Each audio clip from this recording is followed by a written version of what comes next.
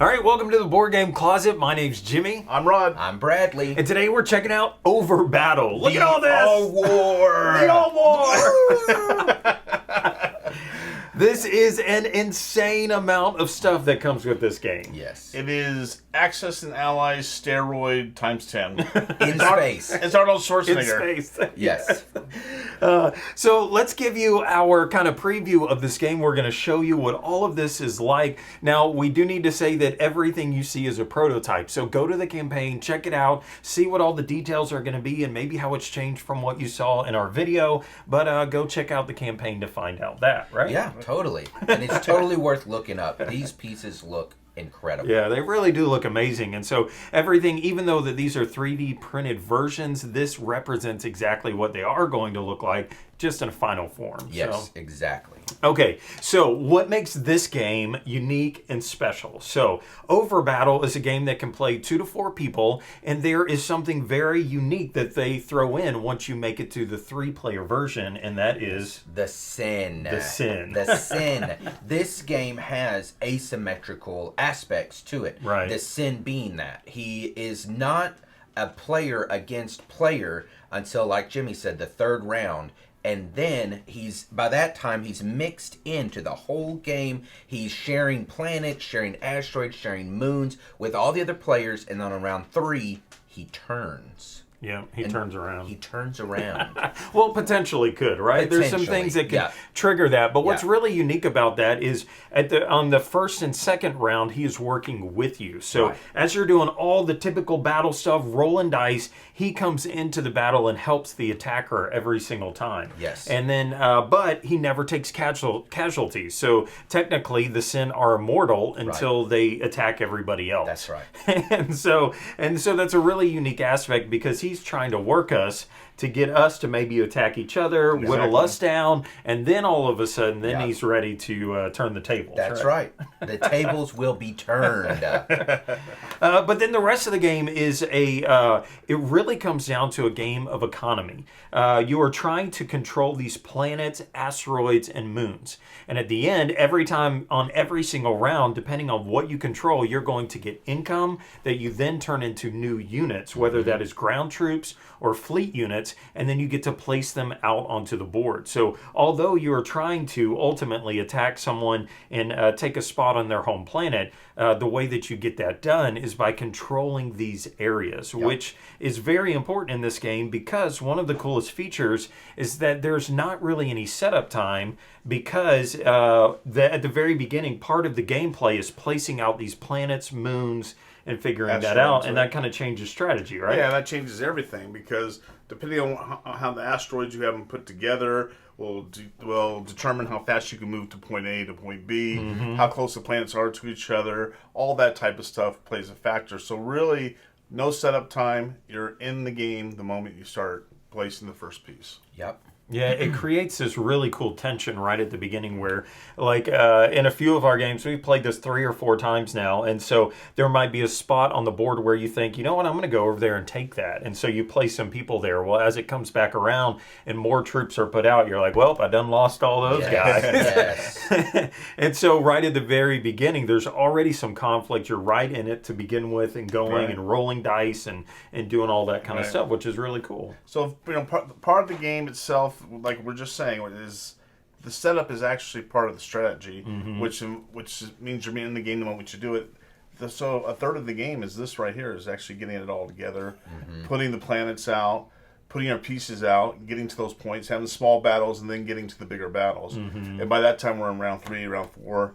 He ends up turning on us, and then boom! Watch how that goes you're down. all out war. It's incredible. Which is funny because you know that's coming, right? But you are definitely taking advantage of his benefits early on in the game. Yes. But then all of a sudden you're like, man, I should have been paying attention to what he was doing the whole time. Yeah, that's it. It's weighing your options, what's worse, what's better. And for the Sin, for the independent character, for the asymmetrical character, you just have to take opportunities where you can. Sometimes that puts you ahead, sometimes that puts you too thin, spread out amongst the whole board. One of my favorite things about this game is it comes in pieces, essentially. So a 4 complete player game comes with almost a 6-foot long player board, and you're playing from one end all the way to the other. Where if you have 3, you can take off a section, 2, take off another section.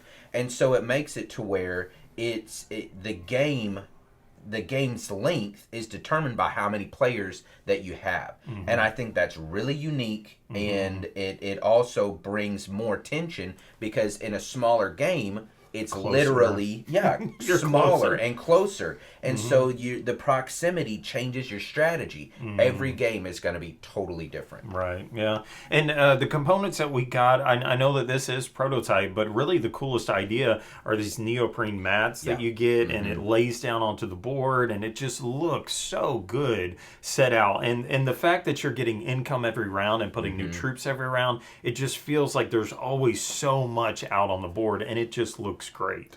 And also, I mean, there's just so many options. Is what gets me. Is you have everything from bombers, fighters, battle stations. We have what? We have battle. We have what else? We have The jump ship, destroyers, bombers, mechs, men. And then you have the commanders. Yes. So you got, I mean, there's tons of different stuff. Yep. And so you have to determine what you want to do. You're going to need multiples of different ones to do that. So it's a pretty intense game. I love It is a really intense game, and the commander is another really neat thing. Yep. It actually creates a goal for you each round. If you create so much currency, so much income per round, you actually gain commanders that can add to your attack, your defenses.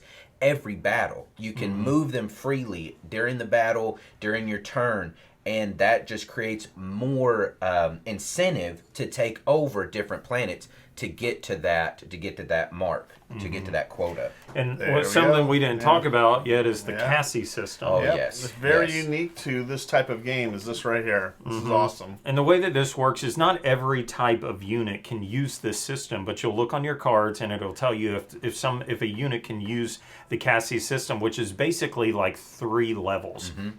And so there are some units that can go up and they get an advantage. And there's some units that can go down and they get an advantage on defense. Right. And then there's some units that can go both places. And so the attacker announces which direction they want to go, and then the defender gets to respond. Okay, Right. you're going to go up and get an advantage. I'm going to bear you down and try to get away from you. And so then it just comes down to rolling. And the way that combat really works in this game is you're trying to get the number or lower. So a lot of games you're trying to get a really high number. This one is kind of a nod back to an older game. Right. And so you're trying to go get a 1 is the best you can get. Right. And Yeah. so Yes. so then you just determine where your troops are going to be at. You roll the dice, you see how many hits they are, and then the hits are given basically simultaneously. And so then you just clear units off the board. Most of them are just 1 hit.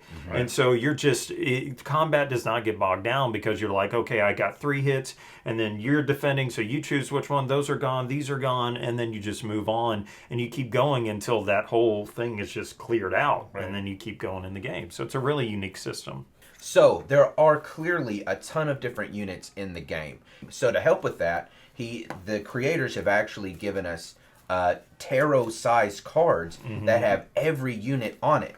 And if that's not enough for you, you can turn them over, and they actually have a QR code that you can scan with your phone. It brings you to a web page. No app is involved. It takes you straight to a web page, and it will give you a lot more details on what each unit does, the movement, all of that. And what's cool about that is if you see somebody across the table pull out a unit and you're like, what's he trying to do with that bomber over there? You can go through your card, scan it, and then it also kind of gives you a little thing. You're like, oh, I see what he's going to do with that jump ship. I better get ready. And then you kind of prepare on your side. Yes, totally.